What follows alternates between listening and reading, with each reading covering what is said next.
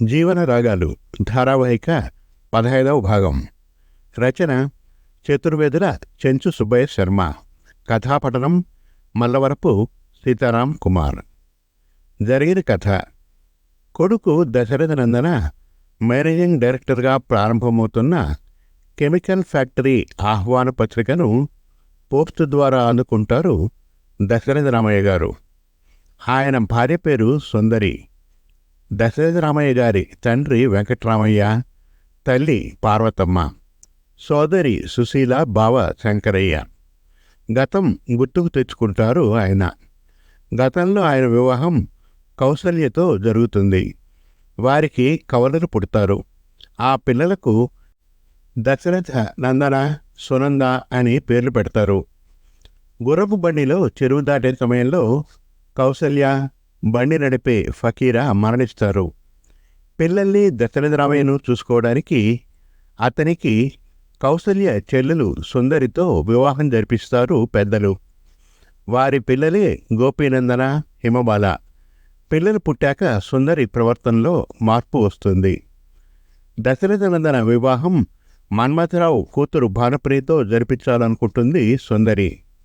తాగిన మైకంలో దశరథనందన భానుప్రియను బలాత్కారం చేసినట్లు ఆరోపిస్తారు మన్మథరావు, అతని భార్య మంగ. నందనాను ఇంటి నుంచి వెళ్ళిపోమంటాడు దశరథరామయ్య. తాను ఏ తప్పు చేయలేదని విశ్వసిస్తాడు నందన. సర్కిల్ ఇన్స్పెక్టర్ మురారి సహాయంతో నిజం నిరూపిస్తాడు. ఫణీంద్ర తను తప్పు చేసినట్లు అంగీకరిస్తాడు. దశరథనందన నిర్దోషి అని అందరికీ తెలుస్తుంది. తను ప్రేమించిన భారతిని కలకత్తా నుండి తీసుకుని వస్తాడు నందన.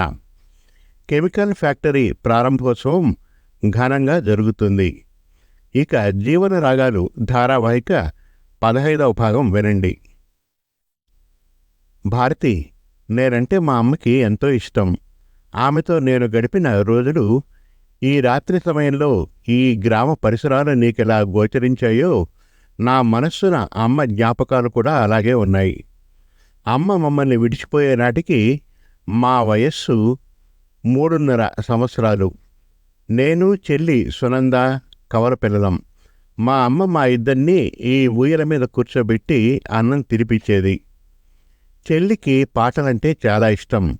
అమ్మ పాటలు పాడుతూ బలవంతంగా తినిపించేది, చెప్పాడు నంద. ఎంతో కారమైన ఈ ఊయలను ఇలాగే ఉంచారు అంటే మీ నాన్నగారు చాలా చాలా గొప్పవారు, అంది భారతి. అవును, ఈ ఊయల అంటే నాన్నగారికి ప్రాణం. ఒకప్పుడు అమ్మ నాన్న ఈ ఊయల్లో ఊగేవారట. అమ్మ పోయాక నాకు తెలిసి నాన్నగారు ప్రతిరోజు ఈ ఊయల్లో సాయంత్రం పూట 2 గంటలు ఆయన కూర్చుని అమ్మని తలుచుకుంటూ గడిపేవారు. ఇక్కడ కూర్చుంటే ఆయన పక్కనే అమ్మ కూర్చున్నట్లు ఫీల్ అయ్యేవారట. ఇక మా తాతయ్య, నాన్నమ్మ అయితే నన్ను, అక్కని ఎంతో ప్రియంగా చూసుకునేవారు. మేమెప్పుడైనా తెలియక అమాయకంగా అమ్మ కావాలి అంటే అమ్మ దేవుడి దగ్గరికి వెళ్ళిందని, మేము పెద్దయ్యాక వస్తుందని చెప్పి ఓదార్చేవారు. మా నాన్నగారు ఒంటరిగా మాతో ఇబ్బంది పడుతూ ఉండడం చూసి మాకు తల్లి ఉండాలనే ఉద్దేశంతో మా నాన్నమ్మ, తాతయ్య, బంధువులు బలవంతం మీద మా అమ్మ చెల్లి అయిన సుందరి పిన్నితో మా నాన్నకు 2వ పెళ్లి చేయించారు. వారిద్దరికీ పెళ్ళైన 2 సంవత్సరాలకి కవల పిల్లలు పుట్టారు. వారి పేర్లు గోపీనందన, హిమబాల. వారికి మాకు మధ్య 8 సంవత్సరాల వ్యత్యాసం ఉంది. మా పిన్నికి పిల్లలు పుట్టకముందు నన్ను, చెల్లిని చాలా ప్రేమగా చూసుకునేది. ఎప్పుడైతే పిల్లలు పుట్టారో అప్పటి నుండి మమ్మల్ని నిర్లక్ష్యం చేయడం మొదలుపెట్టింది. మొదట్లో చిన్నపిల్లల్ని చూసుకునే ఒత్తిడిలో మా మీద ధ్యాస పెట్టలేకపోతుంది అని అందరూ అనుకున్నారు. కానీ సొంత కడుపున బిడ్డను పుట్టేసరికి మమ్మల్ని పరాయి వాళ్ళలాగానే చూస్తూ ఉందని అర్థమైంది. ఆ తర్వాత తాతయ్య, నాన్నమ్మ, ఫకీర్ భార్య ముంతాజ్ మమ్మల్ని ఎంతో ప్రేమాభిమానాలతో పెంచారు.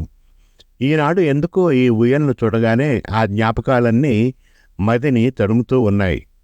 ఆగి భారతి ముఖం వైపు చూశాడు. భారతి చిన్నగా నవ్వుతూ ఏంటి అన్నట్లు కళ్ళు ఎగరేసింది. నంద నవ్వుతూ పాత విషయాలన్నీ చెప్పి నీకు విసుగు తెప్పిస్తున్నానా అడిగాడు. భారతి నవ్వుతూ, లేదు ఇంకా చెప్పండి అంది.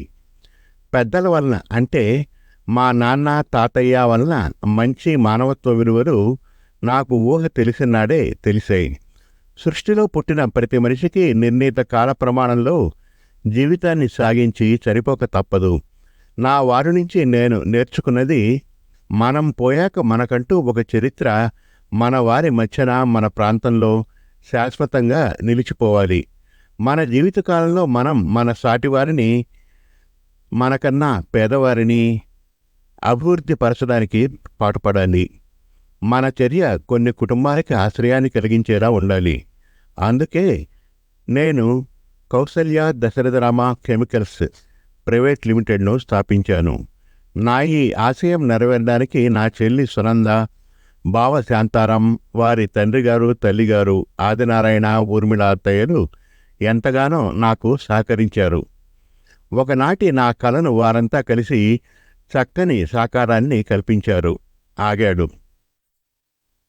నంద భారతి ఆసక్తిగా నంద చెప్పేది వింటూ ఉండడంతో నంద మళ్ళీ, భారతి, మనం పెళ్లి చేసుకుని భార్యాభర్తలం కాబోతున్నాం. నీవు మా వారందరికీ ఎంతగానో నచ్చావు. అందుకే నా గురించి నీకు అన్ని విషయాలు తెలియాలి అనే ఉద్దేశంతో నీతో ఈ విషయాలన్నీ పంచుకున్నాను. ఇవన్నీ వింటూ ఉంటే నీకు బోర్ అనిపించిందా అడిగాడు. భారతి నవ్వుతూ, అలా ఏం లేదు. మీరు చెప్పేవన్నీ నాకు తెలియని విషయాలే. పైగా నేను తెలుసుకోవలసిన విషయాలు. అందుకే నాకు ఆసక్తిగా ఉంది. అవును, ఇలా అడగవచ్చో లేదో, మీ తాతయ్య గారు నాన్నమ్మగారు ఎప్పుడు మరణించారు అడిగింది. అడగనైతే అడిగింది, కానీ అలా అడిగి నందని బాధ పెట్టానా అని మనసులో అనుకుంది భారతి. నిట్టూర్చిన నంద, మా నాన్నమ్మ పార్వతమ్మ గారు మా 12వ ఏట మా అమ్మగారి తల్లి సంధ్య, తండ్రి ఆనందరావు గారితో కలిసి కాశీ మహాక్షేత్రం వెళ్ళింది. దక్షిణేశ్వరంలోని కాళీమాత ఆలయాన్ని, బేతూరులోని రామకృష్ణుల వారి మఠాన్ని దర్శించారు. పవిత్ర గంగానదిలో స్నానం చేశారు. కాశీ విశ్వేశ్వరులను, అన్నపూర్ణమ్మలను దర్శించారు. ఊరికి తిరిగి రైల్లో బయలుదేరారు. ఒరిస్సా ప్రాంతంలో రాత్రి సమయంలో జరిగిన రైలు ప్రమాదంలో ఆ ముగ్గురు మరణించారు. తాతయ్య, నాన్నగారు, నేను, చెల్లి ఎంతగానో బాధపడ్డాం. మా తాతయ్య నాన్నమ్మలు మరోరాన్ని మహోన్నతారాలు. నన్ను, చెల్లిని ఎంతగానో అభిమానించి సాకి పెద్ద చేశారు. ఎంతో ఉద్వేగంగా చెప్పాడు నంద. అప్పటికే ఆలస్యమైపోవడంతో నంద, భారతి బాగా పొద్దుపోయింది, పద కిందకి వెళ్ళి పడుకుందాం అన్నాడు. ఇరువురు మేడపై నుండి కిందకి దిగి వారి వారి గదులకు వెళ్ళి పడుకున్నారు. మరుదినం ఉదయాన్నే దశరథరామయ్య గారు పొండరీకను పిలిచారు. వారిరువురు మంచి స్నేహితులు. వరండాలో సీనియర్ లాయర్ ఆదినారాయణ, దశరథరామయ్యలు కూర్చొని కాఫీ తాగుతున్నారు. పెద్దలకు నమస్కారం. నవ్వుతూ చేతులు జోడించి వారిరువురి ముందుకు నిలబడ్డాడు పొండరీక. కూర్చో పొండరీక, చెప్పాడు దశరథరామయ్య. పొండరీక నవ్వుతూ కుర్చీలో కూర్చుంటూ, పెద్దలిరువురు ఏదో ముఖ్యమైన ఆలోచనలో ఉన్నట్లున్నారు అని అన్నాడు. పొండరీక గారు, ఆదినారాయణ గారి పలకరింపు. చెప్పండి సార్, నవ్వుతూ అన్నాడు పొండరీక. వివాహానికి మంచి ముహూర్తాలు ఎప్పుడున్నాయి అడిగాడు ఆదినారాయణ. ఒక్క క్షణం ఆలోచించిన పొండరీక, పై నెల 10వ తేదీ తర్వాత 1-2 ముహూర్తాలు ఉన్నాయి. ఇంతకీ మీరు ఎవరి వివాహాన్ని గురించి మాట్లాడుతున్నారు సార్ అని అడిగాడు.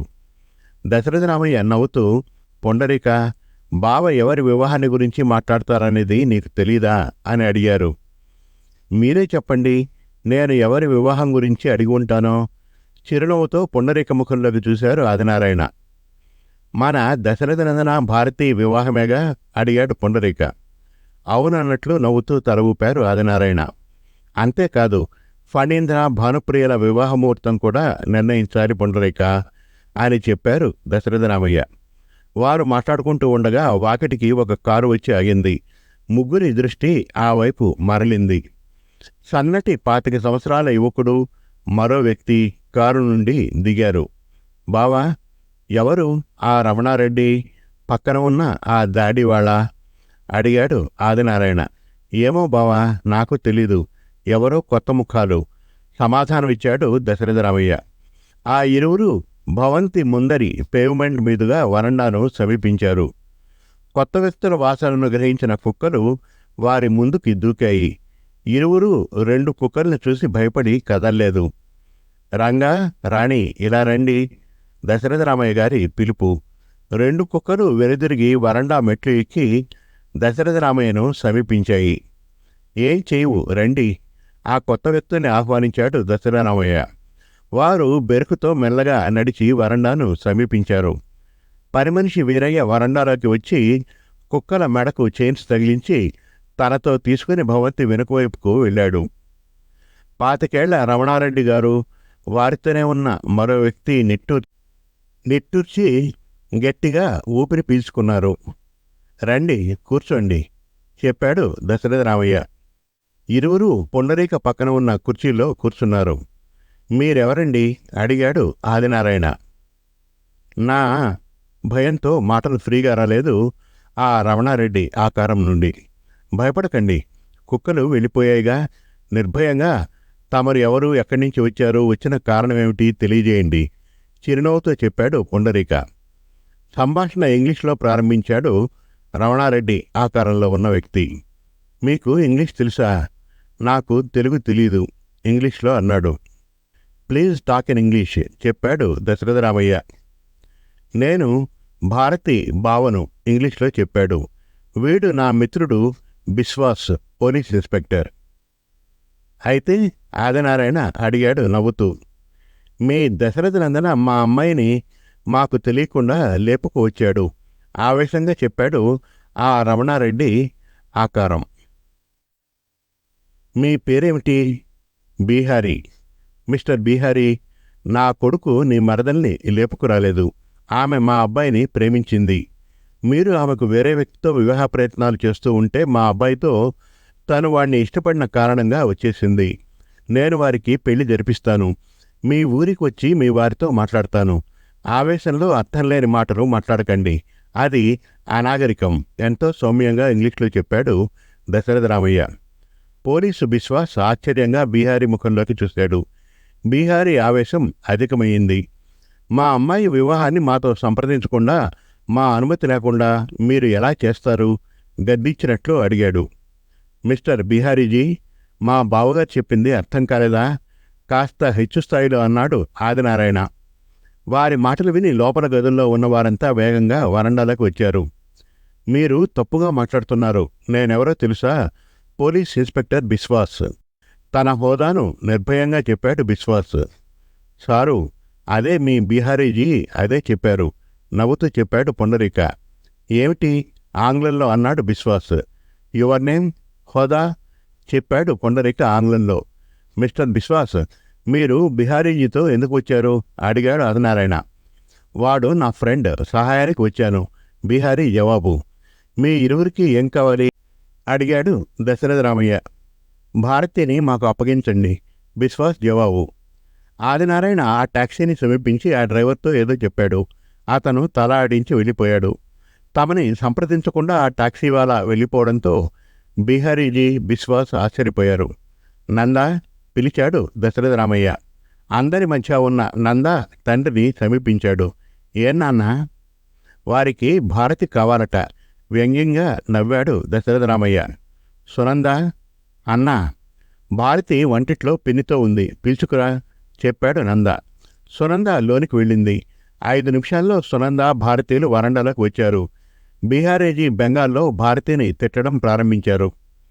బెంగాల్ బాగా తెలిసిన ఆదినారాయణ బెంగాలీలో, ఓయ్ బీహారీజీ, నోటికొచ్చినట్లు మాట్లాడకు, మర్యాద మర్యాద, భారతి ఇప్పుడు మీ పిల్ల కాదు, నా కూతురు, తల ఆడిస్తూ చిరునవ్వుతూ చెప్పాడు. మీరు మా టాక్సీ పంపించేశారు, అది తప్పు కదా? టాపిక్ మార్చాడు బీహారీ. చూడు బీహారీజీ, అవును, మీరు వచ్చిన టాక్సీ వాళ్ళను నేను పంపించాను, మనం మాట్లాడుకొని ఒక నిర్ణయానికి రావాలిగా, అంతదాకా వెయిటింగ్ వేస్ట్ కదా, వాణ్ణి పంపించి మీకు డబ్బులు మిగిల్చాను, వ్యంగ్యంగా నవ్వుతూ చెప్పాడు ఆదినారాయణ. మేము డబ్బులు ఇవ్వలేదుగా. నేనిచ్చానుగా. మీ ఇరువురికి నాదో సలహా, పక్కన మా గెస్ట్ హౌస్ ఉంది, అక్కడికి వెళ్ళి స్నానం చేసి శుచిగా రండి, అందరం కలిసి భోజనం చేద్దాం. ఇంతలో నా కొడుకు మురారి, సర్కిల్ ఇన్స్పెక్టర్ వస్తాడు, మేమందరం కలిసి మాట్లాడుకొని ఒక నిర్ణయానికి వస్తాను. బావా ఏమంటారు? చిరునవ్వుతూ అడిగాడు ఆదినారాయణ. కరెక్ట్గా చెప్పారు బావా. వీరయ్య, పిలిచాడు దశరథరామయ్య గారు. పరుగున వీరయ్య వచ్చాడు. అయ్యా, చూడు వీరయ్య, వీరు మన బంధువులు, గెస్ట్ హౌస్ తెరువు. వారు స్నానాదులు చేసేందుకు ఏర్పాట్లు చేయి. మిస్టర్ బీహారీజీ, బిశ్వాస్జీ, అతనితో వెళ్ళండి. హాయిగా స్నానం చేయండి. భోజనానంతరం మా బావగారు చెప్పినట్లుగా కూర్చొని ప్రశాంతంగా మాట్లాడుకుందాం. ప్రశాంతంగా చిరునవ్వుతో చెప్పాడు దశరథరామయ్య. బీహారీజీ, బిశ్వాసులు కూరలు పీకిన పావులైపోయారు. మౌనంగా వీరయ్య వెనుక నడిచారు గెస్ట్ హౌస్ వైపుకి. వెళ్ళిన టాక్సీలో సర్కిల్ ఇన్స్పెక్టర్ మురారి వచ్చారు. అతన్ని ఆదినారాయణ బీహారీజీ, విశ్వాసులకు పరిచయం చేశాడు. అందరూ కలిసి భోజనం చేశారు. నవ్వుతూ కొసరి వడ్డించారు సునంద, భారతీయులు. అక్కడి వాతావరణం చూసిన బీహారీజీ, బిశ్వాసులు మంత్ర ముగ్ధులయ్యారు. ఇంకా ఉంది జీవనరాగాలు ధారావాహిక చివరి భాగం త్వరలో. మరిన్ని చక్కటి కథల కోసం, కవితల కోసం, వెబ్ సిరీస్ కోసం మనతెలుగుకథలు.com విజిట్ చేయండి. Thank you.